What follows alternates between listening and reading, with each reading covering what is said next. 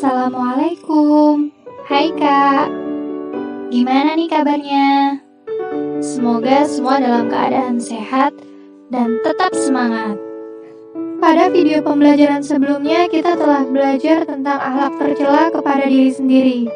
Nah, materi kita kali ini yaitu tentang adab kepada orang tua dan guru. Tujuan pembelajaran kali ini yang pertama menyadari kewajiban menerapkan adab yang baik kepada orang tua.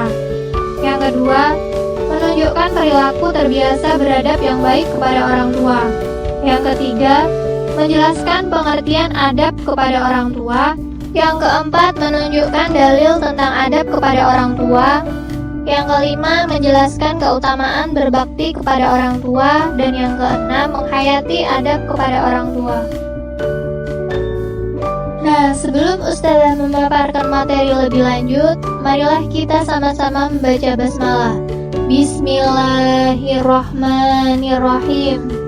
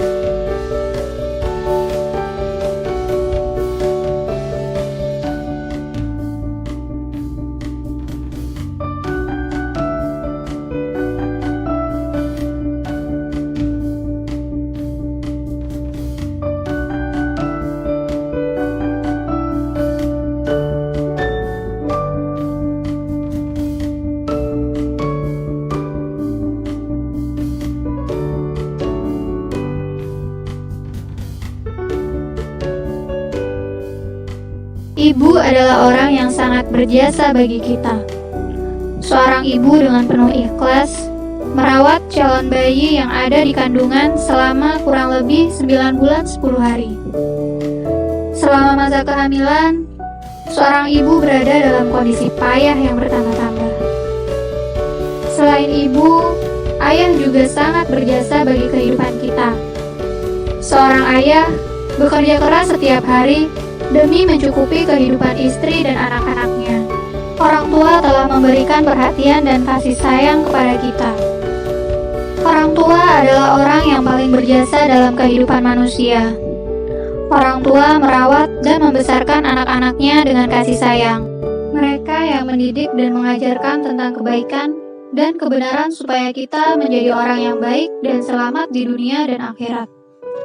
Mereka merawat kita tanpa pamrih.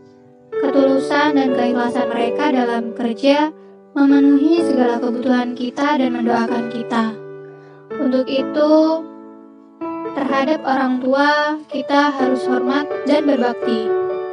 Wajib bagi kita untuk memperlakukan orang tua dengan baik. Langsung saja ke poin yang pertama, yaitu pengertian adab kepada orang tua. Kata adab berarti kesopanan, kehalusan, dan kebaikan budi pekerti. Beradab berarti sopan dan baik budi bahasanya. Adab kepada orang tua berarti berperilaku sopan santun dan baik budi bahasanya kepada orang tua. Poin selanjutnya yaitu perintah beradab kepada orang tua. Berbakti dan berbuat baik kepada orang tua, mengasihi, menyayangi, menghormati, mendoakan, taat, dan patuh terhadap apa yang mereka perintahkan, termasuk melakukan hal-hal yang mereka sukai adalah kewajiban yang harus dilakukan oleh setiap anak kepada orang tuanya. Perilaku tersebut di dalam istilah agama Islam dinamakan birrul walidain. Birrul walidain adalah hak kedua orang tua yang harus dilaksanakan oleh setiap anak, sepanjang keduanya tidak memerintahkan atau menganjurkan kemaksiatan atau kemusyrikan.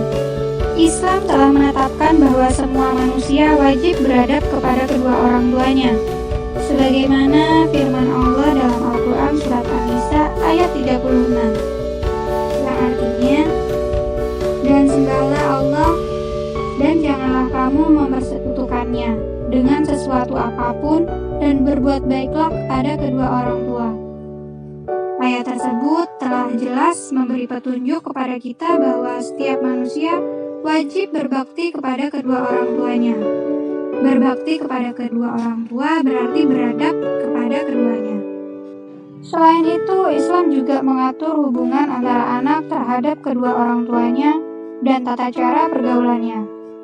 Keduanya memiliki hak dan kewajiban yang saling berkaitan. Seorang anak tidak diperkenankan mengucapkan kata-kata yang kurang berkenan terhadap kedua orang tua, apalagi kata-kata itu hingga membuat mereka sakit hati. Allah Subhanahu wa Ta'ala berfirman dalam Al-Quran Surat Al-Isra ayat 23. Poin selanjutnya, keutamaan berbakti kepada orang tua. Yang pertama, menghapus dosa besar.